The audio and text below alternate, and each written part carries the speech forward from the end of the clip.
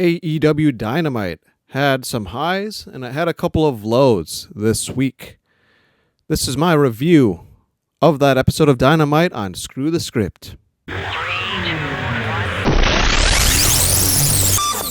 Tonight's episode of Dynamite started with Kenny Omega coming out to cut a promo as the new AEW International Champion as he defeated Takeshita at Revolution this past Sunday. This was a short and sweet promo, a feel-good promo from Kenny Omega. I have been a diehard Omega fan for near a decade now, so it's great to see him with gold around his waist again. He very much deserves it, especially after his battle with diverticulitis and his injury prior to that. He has had a rough go about it these last couple of years.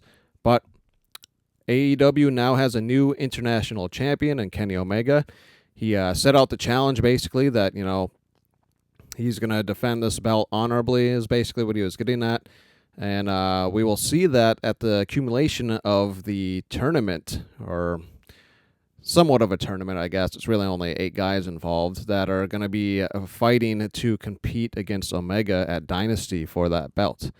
Now, the tournament very much looks super, super obvious, which I don't like about the tournament. The Continental Classic that they just did not long ago was much better. That was a little less predictable, but I look at the names that are involved in this tournament, if you will call it that, leading up to a challenge for Omega's belt at Dynasty. It really just looks like Ricochet is going to walk away with it. And or tying into the next topic, we had Bloodsport debut. Get that out of here. I'm just kidding. We had Mike Bailey debut tonight as the wild card entrant, and he beat the Beast Mordos in a very, very good match. It showcased. It didn't make Beast Mordos look weak. He's been a worker for the company now these last few months. But Mike Bailey, I have been very excited for AEW to finally showcase him after it was announced that he was with the company over a month ago, I believe. Solid match tonight. He didn't hit his usual finisher. I think they're probably saving that to build him up, much like what Penta's doing over in WWE. They are going to build the fans up to Mike Bailey because he's not super well known. He was in TNA prior to AEW, and then in smaller indie promotions prior to that. So he's not a huge household name, but he is a very talented wrestler, and I'm really excited to see him and Ricochet are probably my 2 picks for the finals of that match.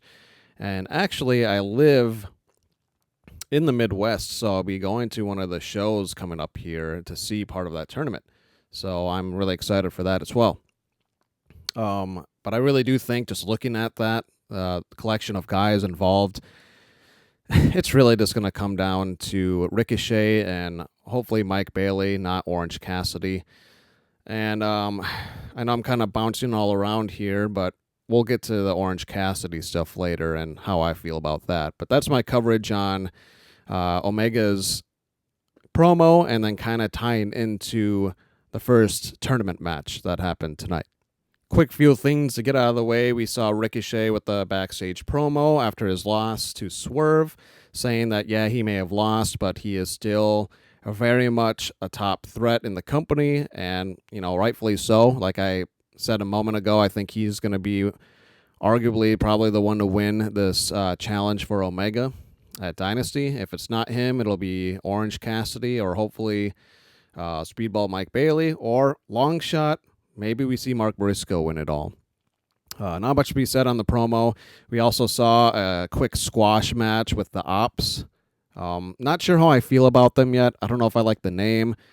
The entrance music, although pretty interesting and unique, it's too bland. AEW has, in my mind, has always been the better company that puts out the best entrance themes for wrestlers that really feel personable to the wrestler, whereas over in the other company, they all sound the same, like garage band quality songs. I don't really like it at all. So, yeah, this is kind of a rare whiff, I would say, on AEW's part. I don't know, maybe it'll grow on me. Maybe that trio will grow on me with the name. I really think that Hook needs to work on Mike's skills. I feel like that's the only thing that's holding him back from really breaking out on his own, and that's why we're still seeing him after a few years in AEW. He's still involved with a few other people in some sort of faction or something because I don't think he can really do it on the mic quite yet. So that's my thoughts on those two things real quick. We saw Powerhouse Hobbs and the Blue Ranger hologram and Harley Graham, who I think is hilarious. Now, I am a little concerned. Hopefully this is just for fun and she's not getting, pushed down to catering as just Holly Graham and someone backstage with her ventriloquist gimmick and everything. I do hope that she does get back into a title picture soon. I have expressed my like for Harley in other videos, so I hope this isn't what they're going to be doing with her for the time forward. But fun match nonetheless. We saw Hobbs and Hologram win this match. And like I said, there's not much to be said. It was just a fun match. One of the highlights for me tonight was Megan Bayne. I also have expressed my love for her in the past, and not only did she take out Toni Storm after Toni Storm cut a really good promo, which we'll get to in a second. She took out Toni Storm, and then later on she comes in and takes out Statlander and Willow during Willow's match. So Megan Bayne, thumbs up to you. Keep going at it. I really do believe that you are going to be a champion by the end of 2025, whether that's TBS or the AEW Women's Champ. Now, into the promo that was cut by Toni Storm. Great promo. Dare I say timeless. Every single promo that she's cut in the last half year has been really, really good. And it does look like Megan Bayne's going to be the next person to step up after she cut that promo. We see the Hollywood ending come to an end. One of the best women's feuds in many, many years for any promotion. So I have full faith and trust that whatever Toni Storm does next, it's just going to hit. It's going to be a top feud because she is that talented. And then we'll kind of just go right into the Willow match as well. Willow had a good match against Penelope Ford, showcasing her skills still. I think Willow is also right up there and should keep getting pushed to be somewhere in that title picture as well. That's all I had to say with that. We saw what I would call kind of an uncomfortable promo backstage with Christian and Nick Wayne. Nick Wayne's mom and Kip Sabian kind of in the background with his toothpick. Good promo, but Christian got almost too close in the face of Nick Wayne where it was all kind of awkward. And I noticed the entire time he was looking down while he was talking into Nick Wayne's face. It would have been weird if on camera he kind of got in his face that close and then awkwardly backed away and then kept threatening him. So I get why he kind of held his own there and stayed that close into Nick Wayne's face, but it was just a little awkward. Other than that, really good promo. It looks like we're getting teased Nick Wayne turning face and probably turning on Christian at some point down the line. I don't know if that's enough to really excuse the mistake that AEW made, which I'll get into in a second, more into that in a second, when they had Christian lose his contract so pathetically, in such a pathetic manner at Revolution, only to kind of just turn this into like, oh, well, Nick Wayne's going to turn on him because Christian looked pathetic, which, I mean, he did, but that was a mistake in AEW's part. So I guess what we're getting out of this is going to be a face turn by Nick Wayne and a Christian Nick Wayne match at Dynasty, maybe? I'm not too sure. But kind of tying in from this into what was announced tonight, the biggest issue that I have with this episode, the one big down, like I mentioned at the beginning of this video, with ups and downs, we're seeing another title match next week between Jon Moxley and Cope. Why? This tells me two things. Either one, they realize they completely got it wrong at the end of Revolution, or two, the rumor that I see going around that other people were supposed to return at Revolution and it was quickly scrapped. And so that ending was kind of just thrown together last second, which, I kind of feel like I believe that because the ending of Revolution was lackluster. And now hearing the reports that they had to scrap some stuff last second, and there were supposed to be more people involved, is all that I read. That's probably what we're going to get next week. I don't know if we get like Luchasaurus returning, and Christian comes back out again to interrupt. I'm not sure. Or maybe we get some sort of debut or another return. I really don't know. I'm not quite sure what's going to happen. Again, I just think this whole world title picture in AEW is a mess right now. They need to do whatever they can to get over this hump, kind of get it in the past, get that title off Moxley, even if it means giving it to Cope when they probably should have at Revolution. We also saw a really, really good interaction between MJF, Hangman for a brief moment. Then, we saw MJF in the ring, and then out comes MVP. Not the rest of the Hurt Syndicate, just MVP. And we get this long story that I honestly knew nothing about between the two of them that they had 8 years ago. And at the end of it, MVP offers MJF a business card. So I'm very intrigued to see where that goes. Obviously, I don't think anyone listening thinks that MJF needs a manager. But knowing him and who he is and what he's capable of, maybe he takes advantage of MVP. So I'm very curious to see where this goes. It seems very exciting. And like I said, we'll just see what happens next week and going forward with this. We saw the best wrestler alive get squashed tonight by Takeshita.